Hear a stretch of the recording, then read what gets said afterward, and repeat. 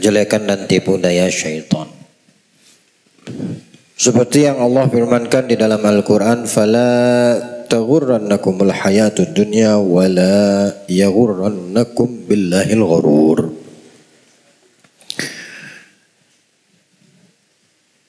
Peringatan dari Allah sekaligus memberitahukan kepada kita orang yang beriman. Jangan sekali-kali kehidupan dunia memperdaya akan dirimu, dan jangan pula syaitan memperdaya akan dirimu walaupun dalam bentuk taat kepada Allah. Dari sini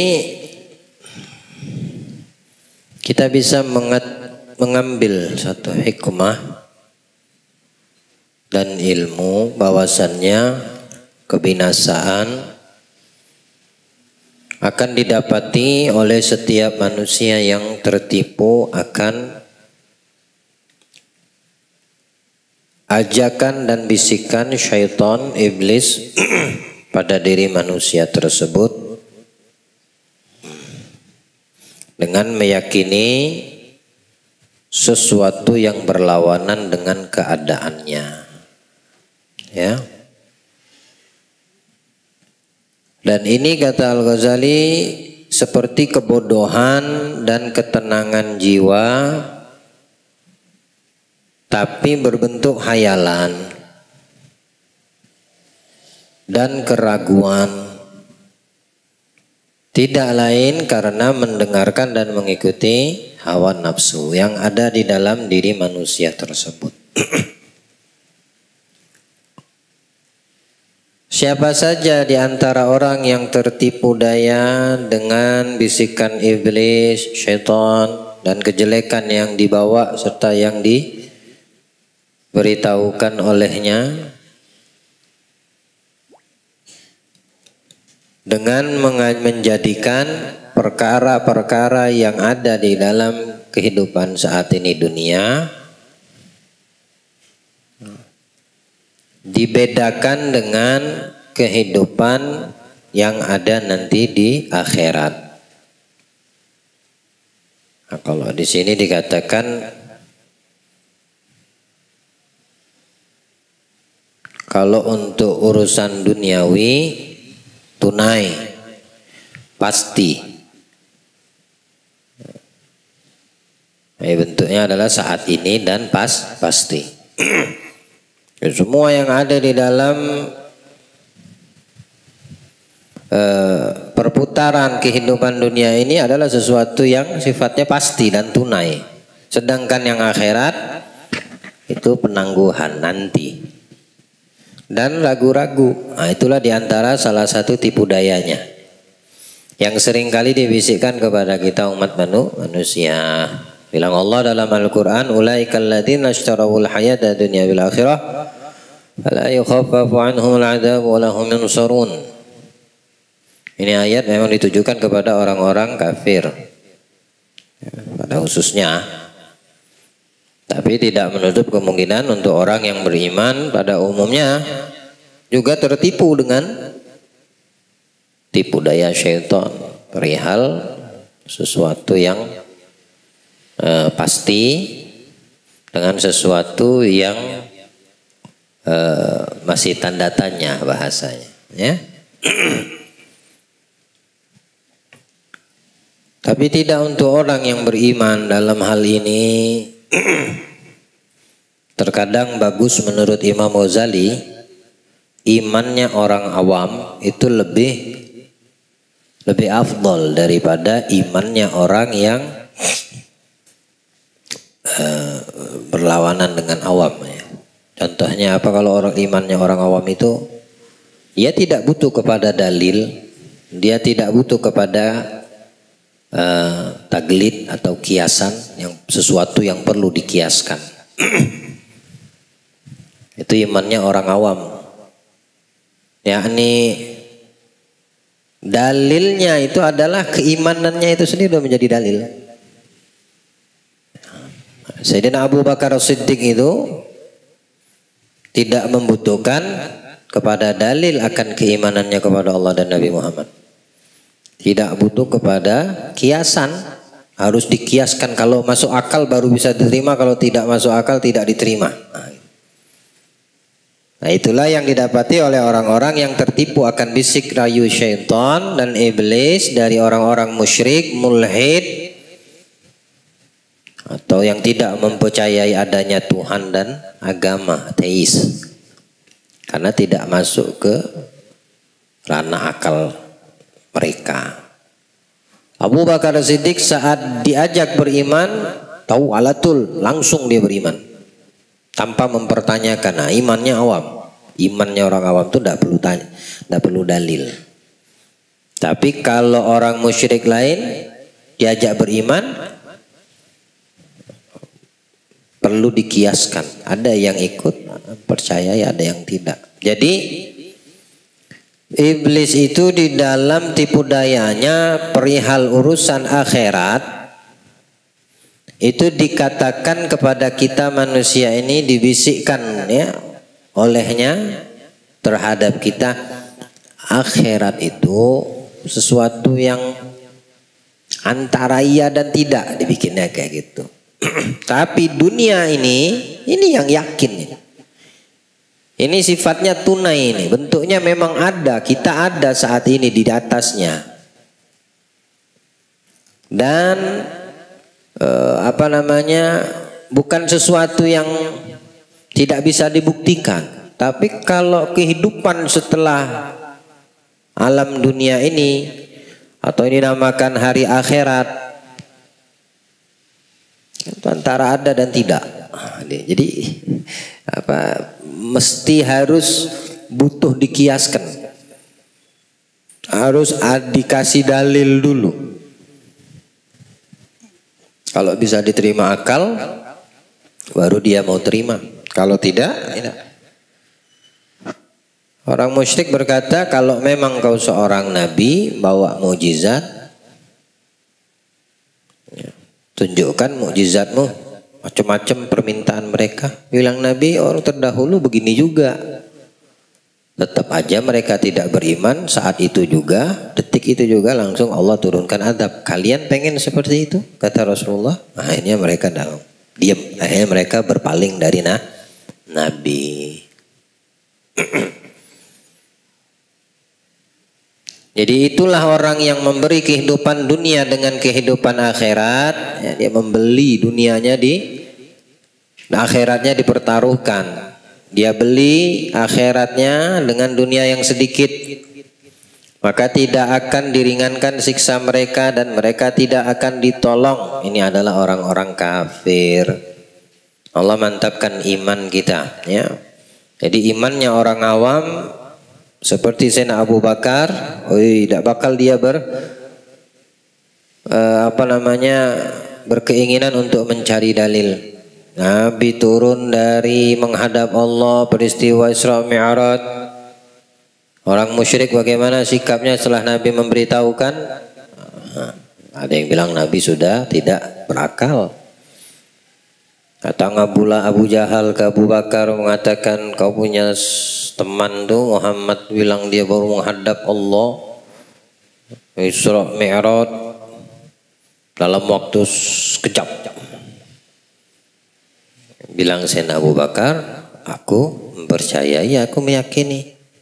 Kalau itu memang dari Muhammad yang mengatakan, aku beriman. Nah, ada mikir Sayyidina Abu Bakar. Tidak mendatangi Nabi, lantas bertanya, mencari bukti, mencari dalil, atau kiasan apapun yang bisa dikiaskan untuk mendapatkan satu kebenaran, pembuktian, tidak. Kalau memang itu Muhammad yang mengatakan aku beriman, bahkan yang lebih jauh dari apa yang dikatakan aku meyakini. Ya, itu iman orang yang awam. Dalam sisi keimanan, mudah-mudahan iman kita seperti awamnya orang yang beriman. Maksudnya awamnya orang beriman tidak butuh kepada dalil, nggak butuh untuk dikiaskan, tidak mencari pembenaran atau suatu pembuktian. Kalau itu kontras dengan akal pikiran baru dia terima, kalau tidak tidak diterimanya. Tidak seperti itu. Ya. Justru iman yang Allah anugerahkan itu sendiri udah lebih daripada bukti. Paham maksudnya? Kita ini dikasih Allah lahir Islam, beriman kepada Allah. Nah, iman itu sendiri sudah menjadi bukti. Oke, kalau imannya orang awam itu dia tidak komplain. Allah firmankan dalam Al-Quran, contoh dari ayat yang Allah katakan, ma indakum yanfad wa ma indallahi baq. Ma indakum yanfadu wa ma indallahi baq. Yang ada di sisi kalian musnah, sirna, hancur, kata Allah seperti itu. Tapi yang ada di sisiku, kata Allah, itulah yang kekal. Itu yang abadi. Walanajziyannahum bi'ahsani ma kanu ya'malun. Walanajziyannahum ajrahum bi'ahsani ma kanu ya'malun. Dan kami akan memberikan ganjaran pahala, kata Allah, lebih dari apa yang telah mereka lakukan dari amal ibadah kita. Nah, kalau imannya orang awam, ya udah langsung percaya dia. Apa yang ada di sisi Allah, itulah yang kekal. Yang ada di sisi kita, itulah yang tidak kekal. Harta kita, umur kita, dunia kita, jabatan kita, tidak ada yang kekal. Tapi yang ada di sisi Allah, itu yang kekal. Contoh ayat yang lain yang Allah Ad-duha laini saja mawadda karbuka maqala walal akhiratu khairul laka. Dan akhirat, negeri akhirat itu lebih utama, lebih baik daripada negeri yang sebelumnya. Maksudnya ini dunia ini maksudnya. Akhirat itu lebih baik daripada dunia. Imannya orang yang awam, udah nggak perlu komplain. Emang ada akhirat? Gitu. Tanya lagi, bagaimana sih akhirat? Dia tidak akan bertanya seperti itu. Contoh lagi, bilang Allah dalam Al-Quran, wal akhiratu khairum. Wal akhiratu khairun wa abqa.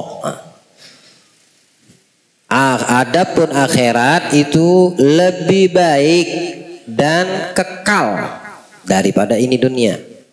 Imannya orang yang awam, dia tidak butuh kepada dalil, tidak butuh kepada sesuatu yang harus dikiaskan atau ditaglid.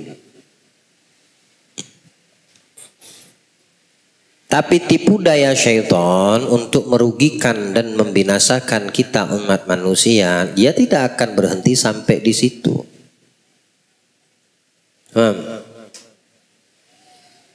Dia akan terus mencoba dengan memberikan satu kiasan yang membuat manusia yang beriman itu bertanya, hingga naudzubillah sampai kepada level yang dia meragukan apa yang tadi dia yakini.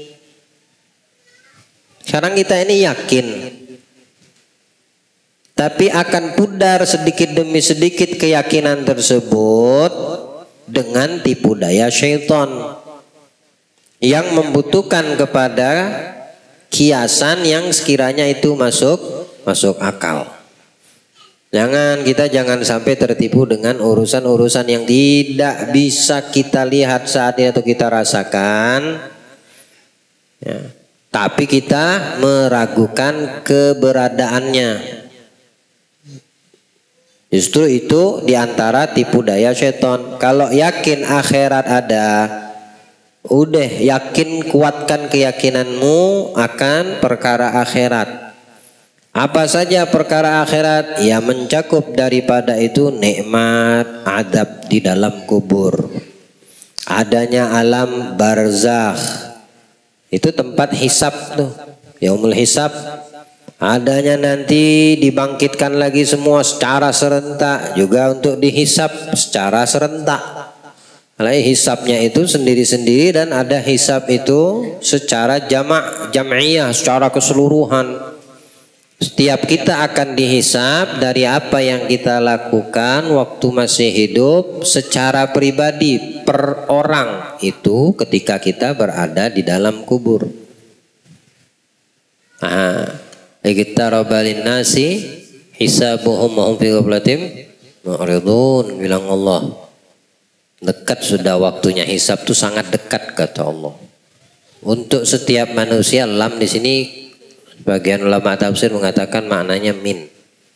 Iqtaraba minan nas hisabuhum wa hum fi ghaflatin mu'ridun. Sedangkan mereka manusia tersebut dalam keadaan ghaflah, lalai, lupa diri, melupakan yang namanya hisab, padahal itu sebentar lagi. Nah, hisab ada yang sifatnya secara individual, ada yang secara rame-rame, keseluruhan, global. Kalau hisab secara individu saat masing-masing manusia masuk ke dalam kuburan, saat mereka di alam barzakhnya, beda-beda. Tapi secara keseluruhan ketika semua dibangkitkan dan penghuni neraka dimasukkan secara keseluruhan setelah mereka dihisab, dan penghuni surga dimasukkan ke dalam surga setelah mereka pun dihisab. Wa may ya'mal mithqala dzarratin khairan yarah wa may ya'mal mithqala dzarratin syarran yarah.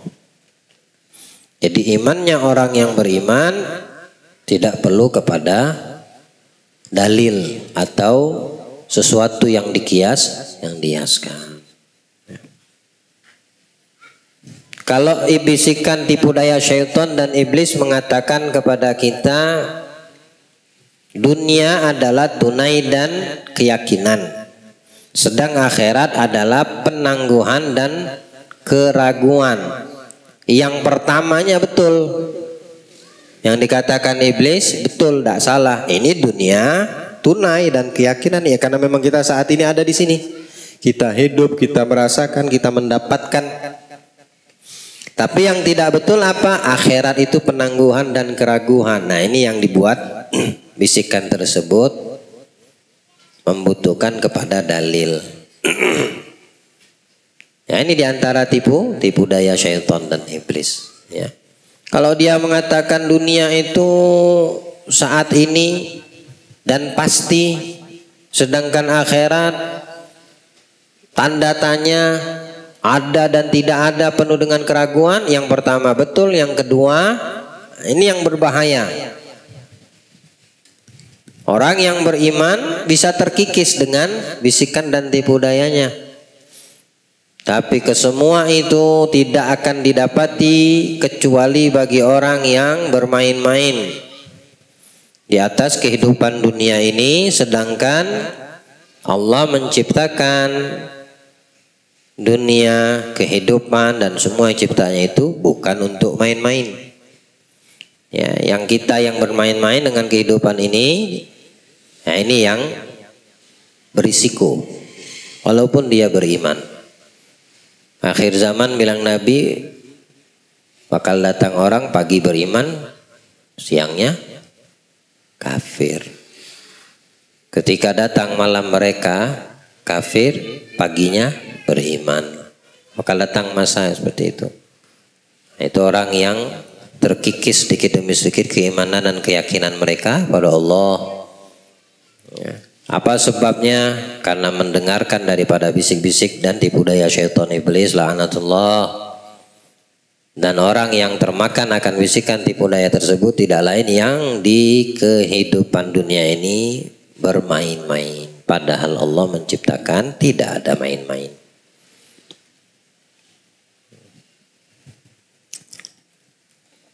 Wa ma khalaqas samawati wal ardi wa ma bainahuma la'ibin, bilang Allah. Tidaklah kami menciptakan langit dan menciptakan bumi atau yang ada di tengah-tengah antara langit dan bumi. Main-main, enggak. Bukan itu tujuan kami. Masa Allah yang maha agung, yang maha besar menciptakan sesuatu itu, menciptakan segala sesuatu ciptaan itu cuma untuk main-main? Tak mungkin. Tapi kita manusia yang menjadikan ini permainan. Nah, ini yang mudah untuk termakan tipu daya iblis dan syaitan terhadap keyakinan dan kekuatan imannya itu sendiri. Ya, memang di dunia ini permainan, tapi bukan Allah menciptakan kehidupan dunia itu main-main. Allah tidak menciptakannya untuk main-main, dan proses penciptaannya bukan main-main, bukan sekedar permainan. Tapi di dalamnya memang banyak permainan. Anamal hayatud dunya la'ibun wa lahun wa tafakhurun bil amwal wal aulad wa takatsurun bil aulad wa takatsurun bil amwal. Itu kan perputaran kehidupan. Hanya saja dunia ini permainan. Bukan penciptaannya itu diciptakan dunia, kita manusia itu Allah menciptakan udah habis itu main-main aja, enggak. Tapi kitanya banyak main-mainnya.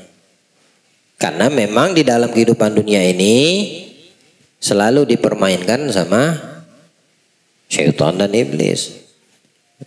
Salah harta, ada orang yang dipermainkan dengan harta, ada orang yang dipermainkan dengan jabatan, ada manusia yang dipermainkan dengan anak keturunannya. Ya.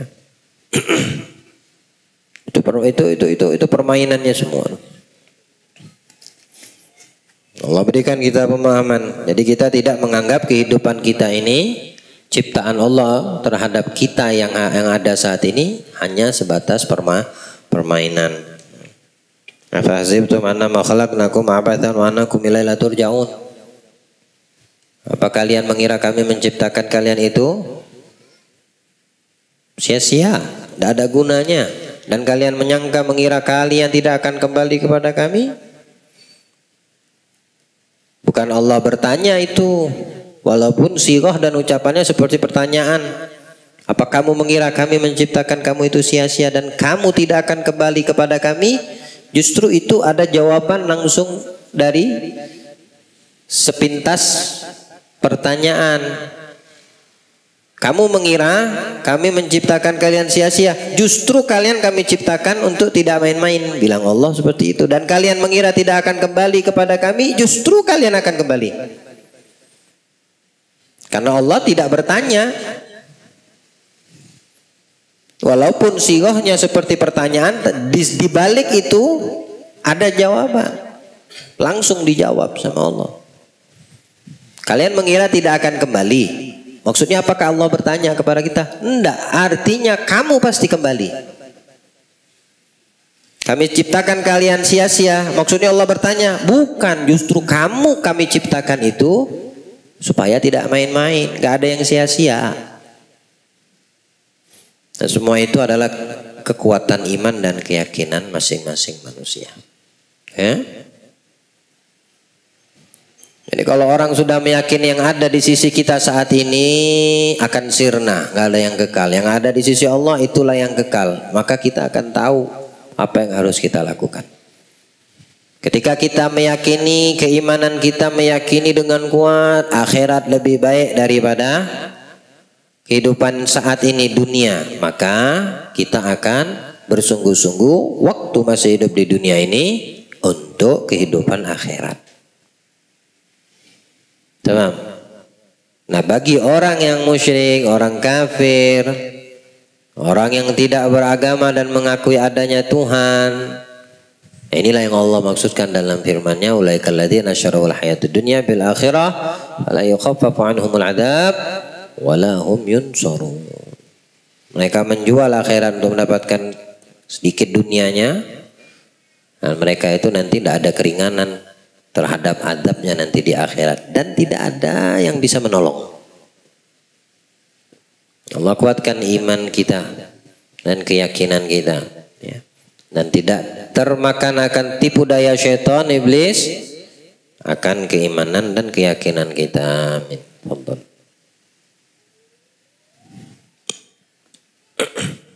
Mereka ini adalah orang-orang kafir.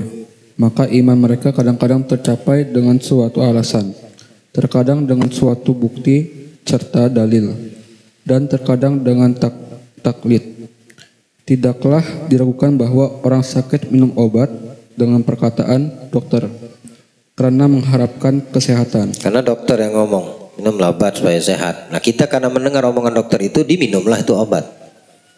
Nah, apakah obat itu mendatangkan kesembuhan? Bukan, belum tentu. Yang datang kesembuhan Allah. Tapi karena arahan dari dokter, si pasien minum. Ya, untuk kesembuhannya antara ya dan tidak. Tamam. Oke, itu bisa dipahami perumpamaan ini ya. Karena ucapan dokter, maka si pasien minum. Sembuh dan tidaknya bukan dokter, ucapan yang mengatakan minum obat supaya kamu sembuh. Tapi Allah yang memberikan kesembuhan. Seandainya ia berkata, aku tidak minum obat kecuali jika aku yakin bahwa ia bermanfaat. Itulah yang menimbulkan kebinasaannya. Bagaimana tidak, sedangkan akal menghendaki agar waspada walaupun dengan sekadar kemungkinan. Aku tidak minum obat kecuali kalau aku yakin bahwa ia bermanfaat. Gimana itu? Nah, ini yang membuatkan si pasien yang sakit ini tadi tambah parah sakitnya.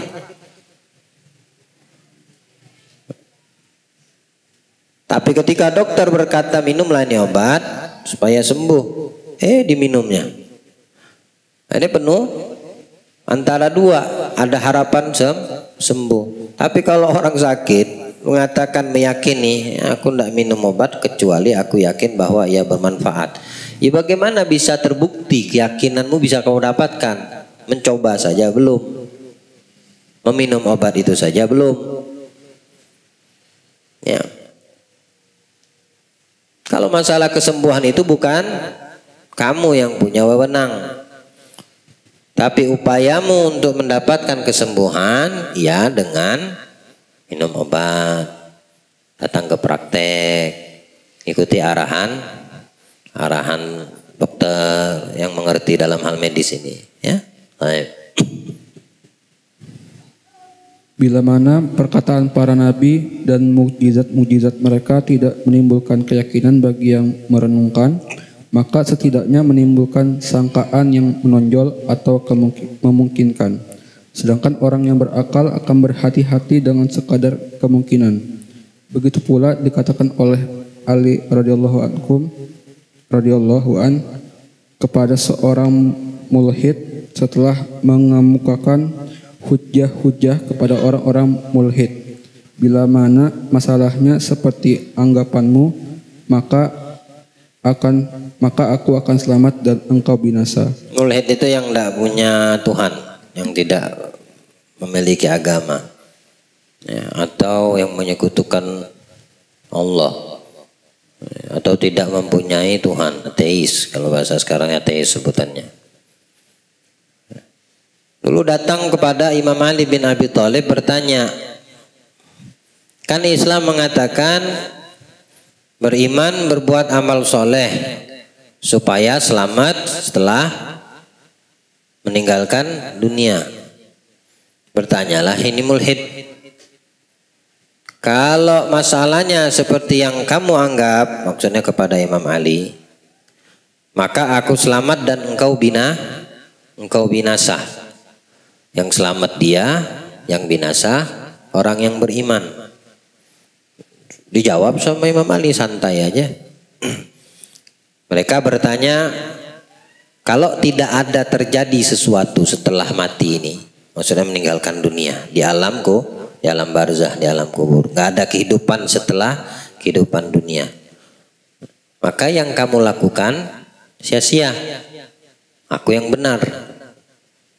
Tapi kalau seandainya, dia tidak mengatakan kalau seandainya ada kehidupan. Ini pertanyaan orang-orang kepada Sayyidina Ali ini untuk menghancurkan integritas Islam itu sendiri. Orang-orang yang meyakini. Dijawab sama Ali, nah ini dengan dalil akal. Dengan kewarasan akal. Baik, kata Imam Ali, kalau memang tidak ada kehidupan setelah dunia ini tidak ada siksa di dalam kubur atau nikmat di dalam kubur bagi orang yang beramal soleh dan pembangkang yang maksiat. Jika seandainya tidak ada kehidupan siksaan atau kehidupan setelah kehidupan dunia, maka aku dan kamu selamat. Kalau nggak ada lagi kehidupan, nggak ada balasan dari apa yang kita lakukan waktu masih hidup. Kalau itu tidak ada, aku dan kamu selamat. Nggak ada yang dirugikan, kata Imam Ali. Tapi bagaimana jika ada? Ada hari hisab, ya. Pertanggungjawaban apa yang kita lakukan waktu masih hidup, dihisab waktu masuk ke dalam barzahnya. Bagaimana kalau ada? Kalau memang itu ada, ya, dan jika ada, kata Imam Ali, maka yang selamat aku, kau yang binasa. Mikir ini orang, betul juga.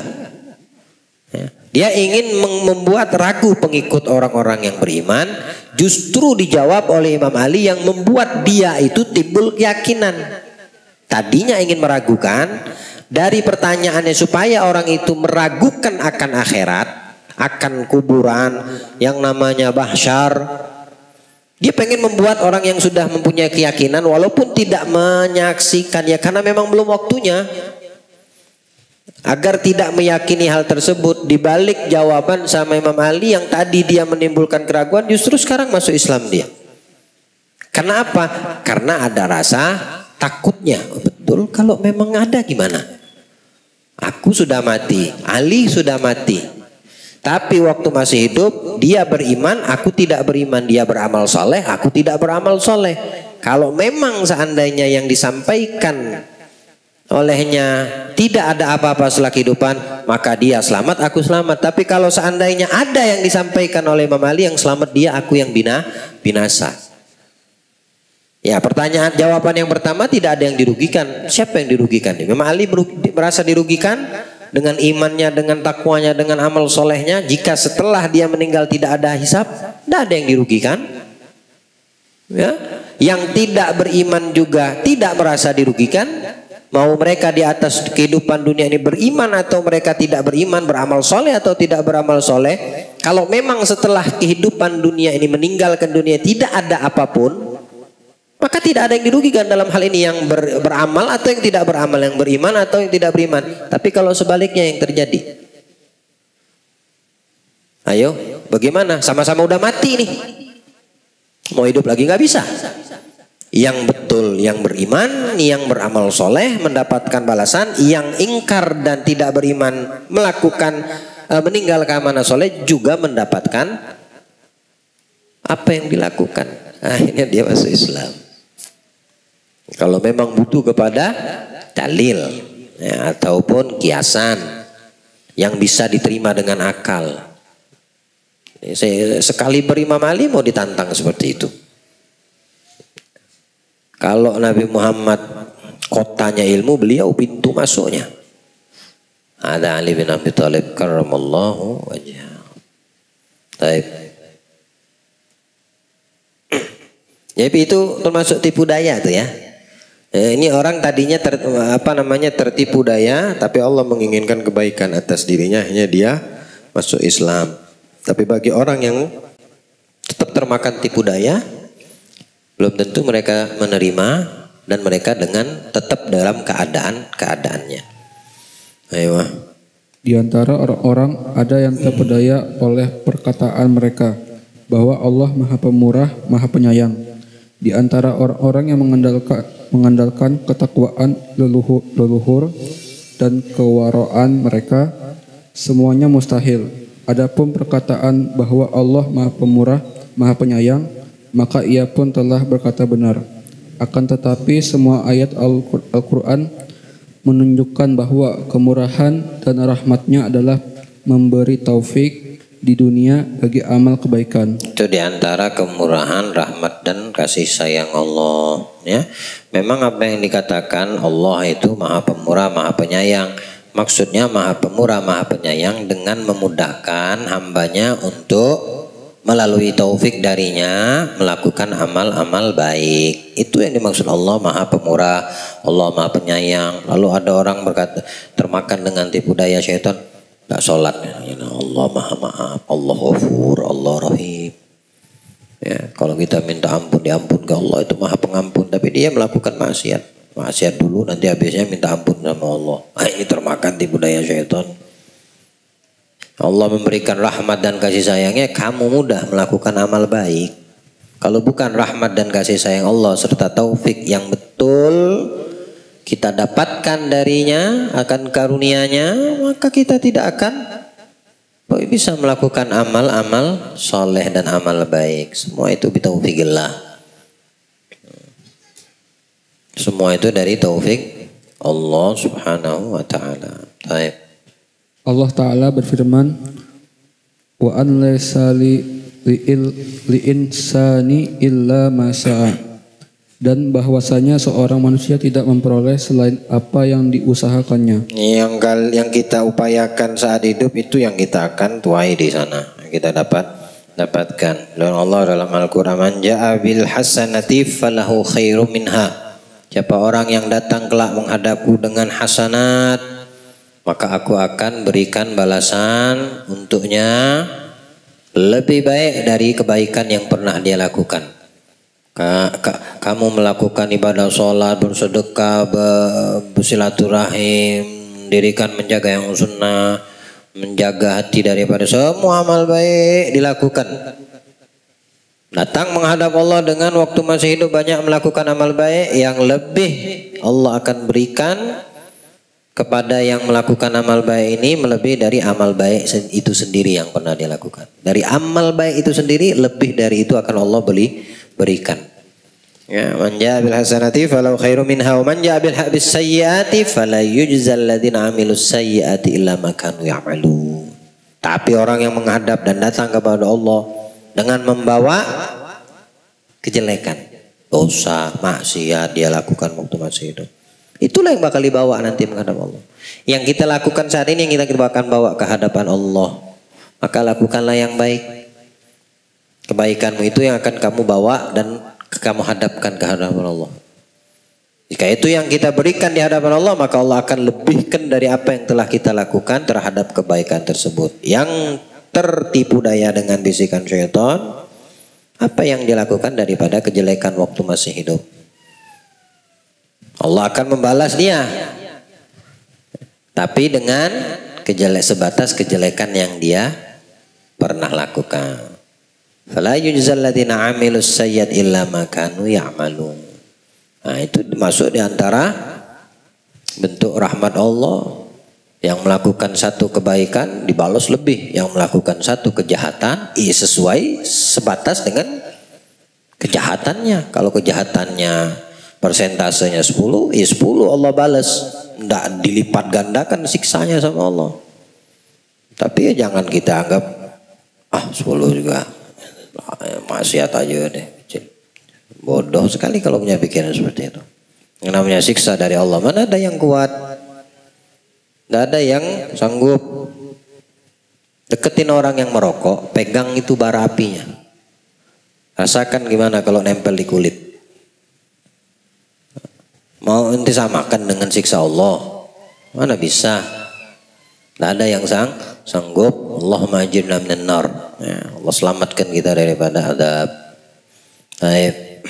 Allah Ta'ala berfirman, faman yuridillahu an yahdiyahu yashrah sadrahu di islami.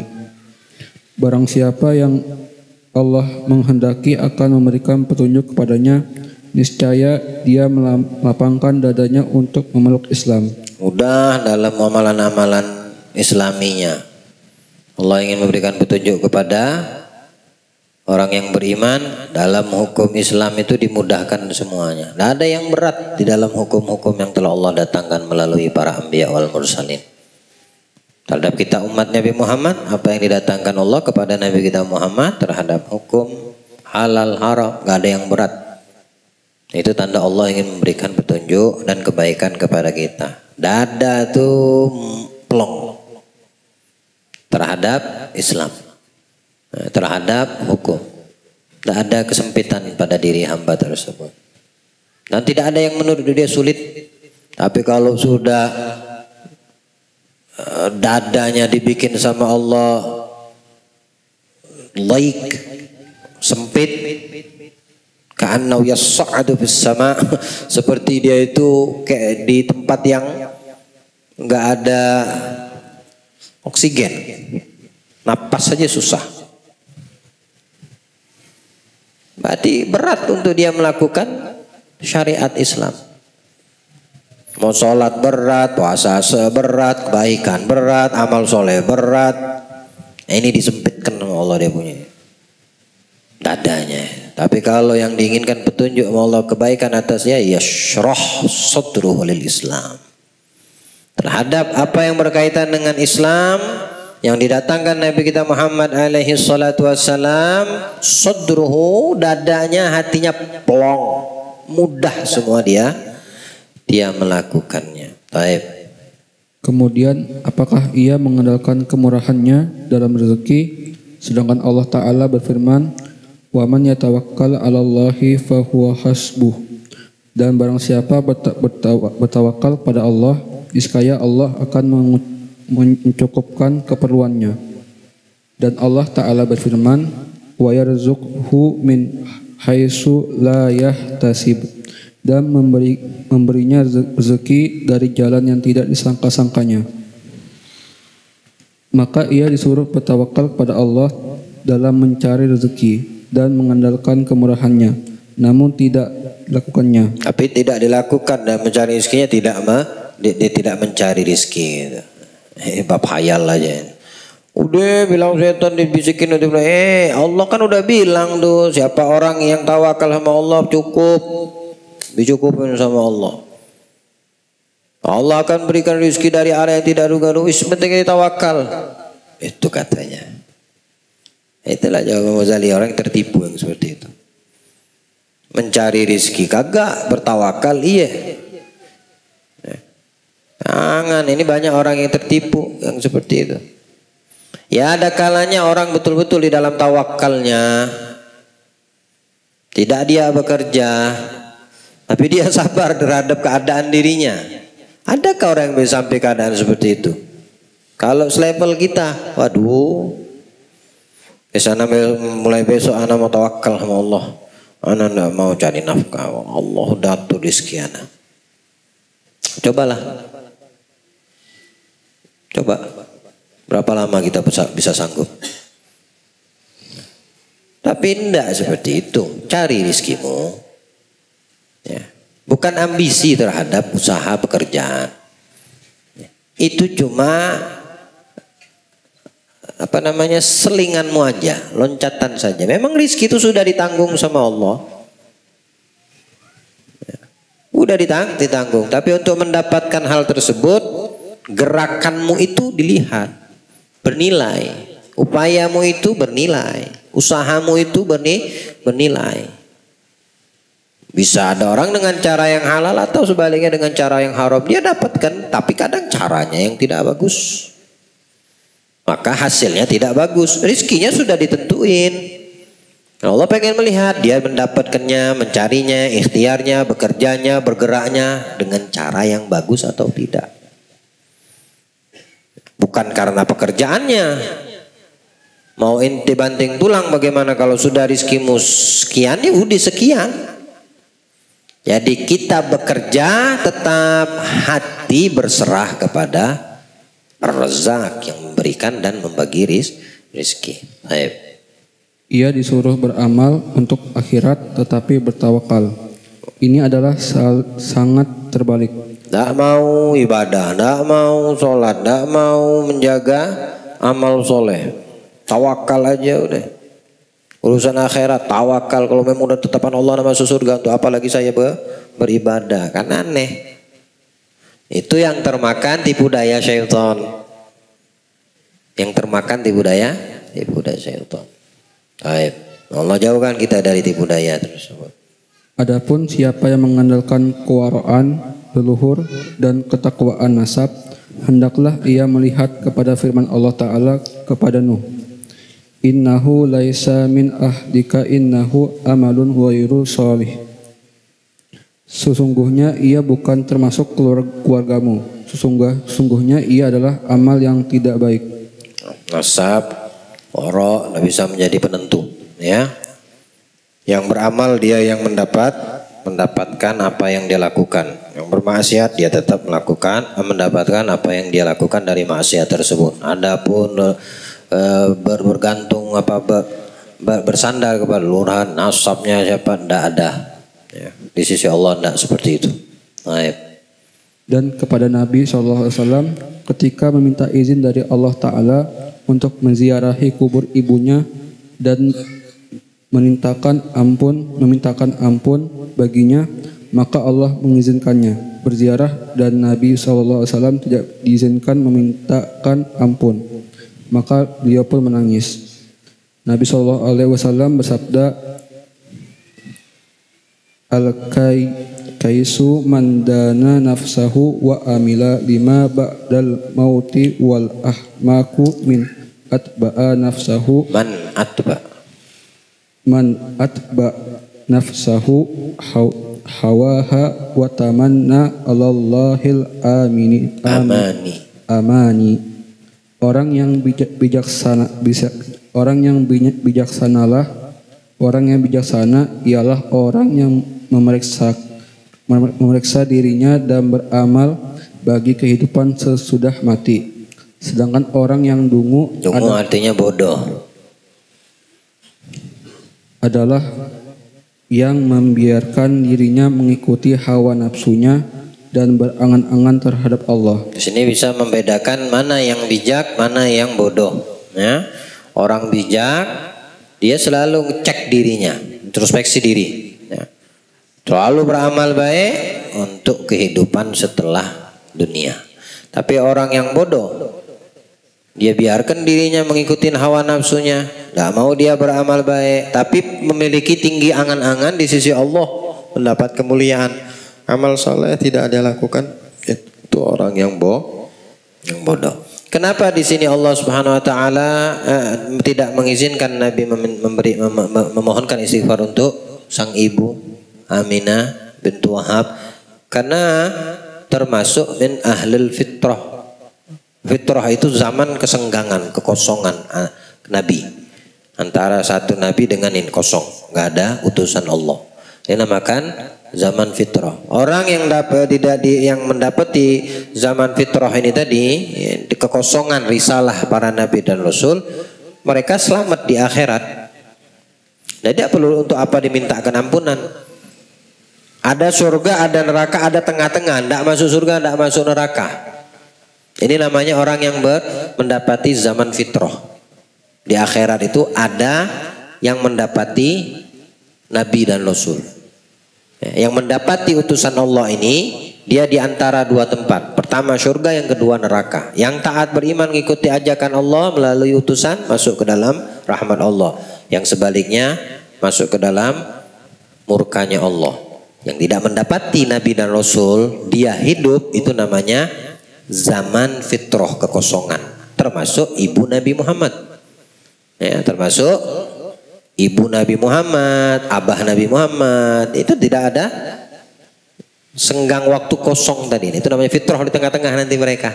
Tidak masuk surga, tidak masuk dalam neraka. Tapi nanti berujung masuk ke dalam surga. Setelah semua sudah selesai, mereka yang terakhir. Ya, sehingga tidak perlu dimintakan ampunan.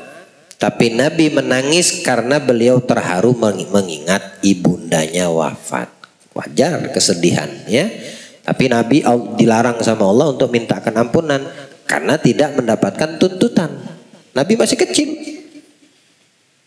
Nabi masih kecil, beliau udah meninggal, belum jadi Nabi dan Rasul. Dikit lagi. Orang berakal yang bijaksana dan sibuk sepanjang malam dan siang dengan melakukan ketaatan di samping menjauhi maksiat selama-lamanya akan takut penghabisan yang buruk dan mohon kepada Allah Ta'ala agar menguatkannya dengan perkataan yang kokoh dalam kehidupan dunia dan akhirat, serta takut sambaran takdir. Jika engkau katakan di mana letak harapan, kami menjawab, sesungguhnya harapan dan rasa takut itu adalah dua syarat dan masing-masing ada tempatnya. Tempat harapan ada dua. Pertama, mengharapkan ampunan bagi dirinya dengan tobat ketika ia menghadap jauh hal itu karena banyak dosa dan petunjuk setan dengan melakukan tipu daya dan membuat putus asa. Kedua, mengharapkan bagi dirinya kenikmatan firdaus dan derajat yang tinggi sebagaimana disebutkan dalam khabar-khabar supaya ia tidak membatasi diri pada amalan yang wajib. Harapan itu memang harus ada pada diri kita, sehingga kita tidak tertipu dengan amal yang kita lakukan dari banyaknya amal baik. Ya, harapan orang-orang yang bijak, cerdas, dia tidak pernah membanggakan amal soleh yang dilakukan, tapi penuh dengan harapan. Mudah-mudahan amalnya diterima sama Allah. Mudah-mudahan hadirnya majelis ilmu pada malam ini diterima sama Allah, penuh dengan harapan. Ini tidak menjadikan dia orang-orang tersebut tertipu dengan amal baik, ya. Karena tipu daya setan sebelumnya kita sudah dijelaskan, bisa dari bab ilmu, bisa dari bab amal soleh, ya. Ada orang yang berilmu ujub, ada yang banyak amal soleh ujub. Justru ilmu itu penuh dengan harapan. Allah, mudahan ilmuku diberi manfaat sama Allah, menyelamatkanku dari kebodohan, mengeluarkan ketidakpahaman, ya, membimbingku ke jalan yang benar dan lurus harapannya, ya. Kemudian amal ibadahku tertata, dituntun dengan ilmu. Nah, ketika beramal berharap amalnya diridhoi Allah. Nah, ini orang yang bijak, kata Imam Ghazali. Tapi kalau hilang kebijaksanaan, maksudnya hilang kebijaksanaan apa?